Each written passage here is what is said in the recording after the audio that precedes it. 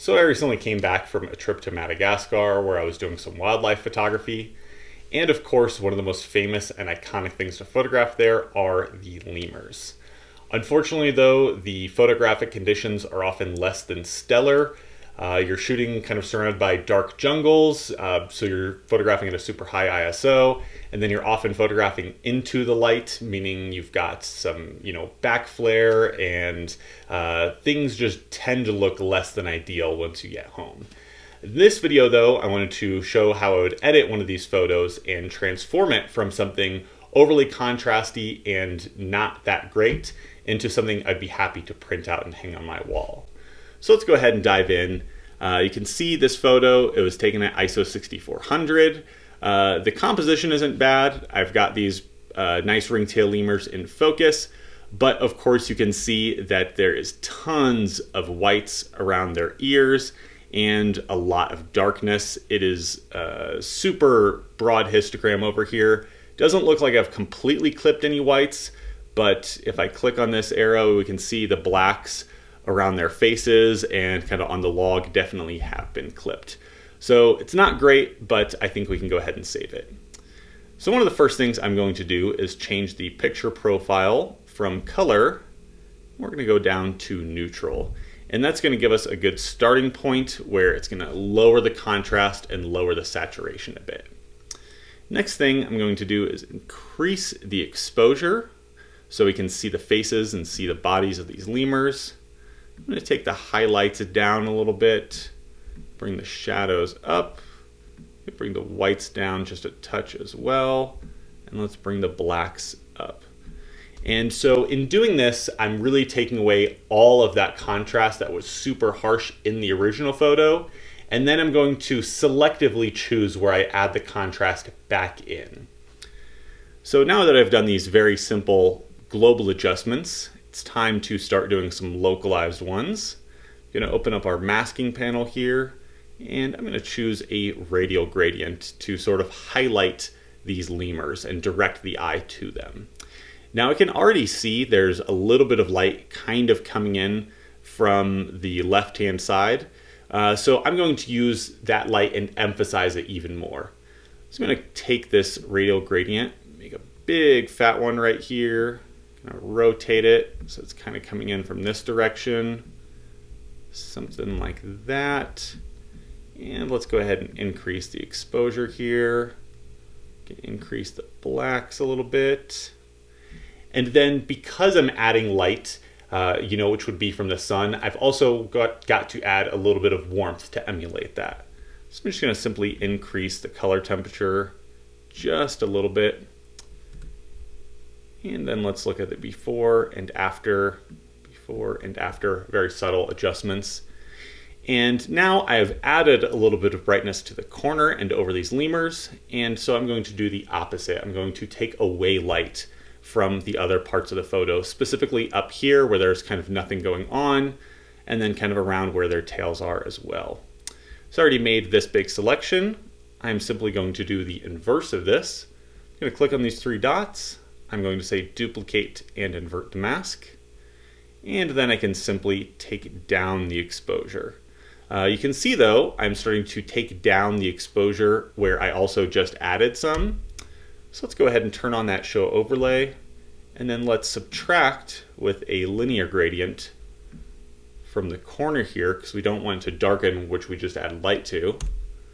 And let's say something like that. So let's do before and after, before and after. Maybe that was a little bit too much, so we can back off on that just a touch. Let's look at both masks on and off and on, off and on. And we can see through adding just a couple of masks here, we have really directed the viewer's eye throughout the photo and made these subjects stand out. So the next thing I want to do is make these lemurs themselves stand out more, not just generally with a radial gradient, but I want to select the actual lemurs themselves. So let's go ahead and create a new mask.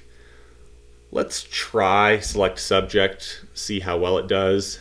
Did an okay job, not perfect, but that's fine. We're just gonna gonna have to add in a brush and sort of brush in what we need to. Let's go ahead and turn the flow up to 100, and this should be good. Be a little bit sloppy with it, that's okay. It doesn't need to be 100% perfect. Something like this. Just kind of go over all over the log. Lemurs. Come down here. It's all right if you're a little bit sloppy. It doesn't need to be 100% spot on. Maybe something like that. And is looking okay. There's a little bit more down there. And then we can go ahead and increase the exposure just a little bit. Maybe increase the shadows on them a little bit. And something that you really have to think about whenever photographing animals in the jungle and you want to do some color correction is that you're surrounded by all this green foliage and all this plant matter, and that green is casting a light onto your subject. So you might not be able to notice it at first, but there actually is a pretty strong green color cast to the lemurs. So let's go ahead and fix that by changing our tint more towards the magenta side. You can go pretty high on this, like 25, 26. And that is looking a lot better. You can also add a little bit of warmth and maybe some saturation in there so we can see their colors a bit better. And let's look at the before and after, and the before and the after. And now we can really see how we've made these lemurs kind of jump out of the scene. They're much more realistic. Now that we've made these adjustments to the lemurs, let's go ahead and adjust the background. Super simple. All we need to do is click on these three dots and then go down to duplicate and invert the mask. And now we can adjust the background. So let's go ahead and see if we can take the exposure down. You know, the lemur's a little bit brighter. If we take the exposure down, that's going to make him pop out that much more. And let's go ahead and also cool down the background. The lemurs are kind of warmed up. If we can cool down the background and make the jungle or the leaves back there a little bit cooler of a tone, that's going to make the lemurs pop out that much more, be that much more apparent. Let's also maybe take up the blacks, but then take down the exposure a little bit more. That's looking pretty good. Let's go to the before and the after, and the before and the after, and I think I am pretty happy with that. Let's though make these lemurs a little bit more interesting, or a little bit more of the stars of the show, by making their faces a little bit more exciting. Let's brighten those up a little bit. So I'm going to create a new mask. Let's do a brush. I'm going to change the flow down a little bit. Let's go ahead and zoom on in. And let's make a big brush kind of right over this guy. Kind of like that. We can go ahead and increase the exposure just a little bit here. Let's see the before and after. There we go, that's good. And come down and do the same thing for his friend here. Something like that. It's looking pretty good. Not quite done yet though. I want to go ahead and do the same thing to their eyes. You know, oftentimes our eyes are drawn directly to an animal's eyes. That's how we communicate with each other. It's how we can tell feelings. And by increasing the emphasis or increasing the brightness around the eyes, we can really make them that much more attractive. So let's go create a new mask. We're going to do a brush again. And just select right around all of these eyes on both lemurs. Somewhere around here and here. And we can go ahead and increase the whites just a little bit. We don't want to go all the way. That's going to look like Cujo, but maybe something like that. And we can also increase the saturation just a little bit. So we can see the before and the after, and the before and the after. Let's go ahead and zoom all the way in so we can really see what we just did. Before, after, and we can really see how this makes for a more exciting photo. So let's go ahead and toggle all of these masks on and off. Let's say before, where it was quite flat, and after, we've really directed a lot more of the light and made the photograph that much more interesting. Another thing though I see in this is we're a little bit lopsided in the composition. So I'm just going to go ahead and crop this. Something like that gives us a little bit more balance between the two lemurs. And I took out a lot of contrast in the beginning, and we added a lot just in these few masks. So let's add a little bit more in globally. Let's go down to the tone curve here, and let's increase the brightness just a touch, and then come down and bring down some of the shadows just a little bit, something like that. And then we can look at the tone curve before and after, and we can really see that's kind of the icing on the cake in this photograph. It's looking good. Let's zoom into their faces though one more time. And we can see, of course, because this was shot at ISO 6400, it is quite grainy. I think though we can save this with Adobe's new denoise feature. Let's go over to our detail panel, and let's go ahead and click on denoise.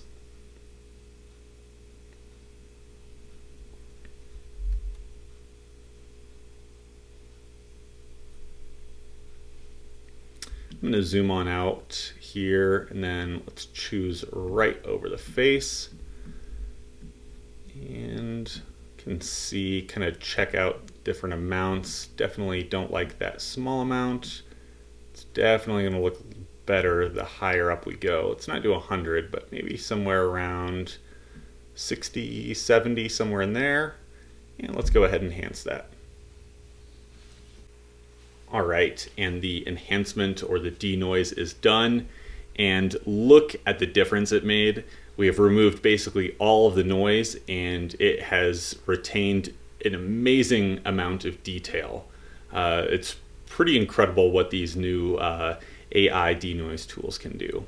One of the unfortunate things though when using any sort of denoising program is that it tends to increase the amount of color noise in the photograph.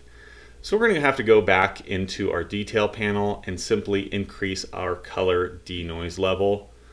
And it's not that high, but let's go somewhere generally around 20 or so. I'm going to zoom in really far so you can see this. If we leave it at 0, you can see there's kind of a cyan color cast on one side and red on the other. So if we just take that color denoise, we don't even have to go all the way to 20, like somewhere 14 or 15 is plenty, and that gets rid of it for us. I still though think that it's a little bit soft. I think it wasn't quite able to retain all of the information that was there, or maybe it just kind of smoothed out some of the details. So then let's go ahead and go back into our masks. We made masks over the faces of the lemurs. Let's see if we can add a little bit of texture in there. Something like that. Maybe a lot of bit of texture, and then maybe even a little bit of sharpness. And then that is starting to look better, and we can see more detail in the lemurs' faces. So let's go ahead and back out. And one last thing I can see, I didn't notice it before. At the very top of the frame, there is the tail of another lemur that was above them. Let's just go ahead and remove that. This little eraser here, just going around like that. Perfect. Nobody knew it was over there in the first place. And so then let's go ahead and compare this with our original photo. I'm just going to reset this completely. Go back to our grid, and then we can compare the two, which I have the before on the left with all the contrast and not being able to see any detail on the lemurs. And then on the right, we can actually see all of the detail on the lemurs. We can see their coats better, we can see the color, and they are the star of the show rather than all of this kind of black contrasty stuff taking your eyes away from everything. So that's really how I would edit some of these photos and how I would save them from, this overly contrasty stuff at a super high ISO. Just because the photo doesn't look good on the back of your camera or when you import it into Lightroom does not mean you cannot save it. So hopefully you guys learned something from this video. Maybe I inspired someone to go to Madagascar themselves, or at least the local zoo to photograph them or something. So anyways, thank you for watching, and I hope you have a great rest of your day. Thanks. Bye.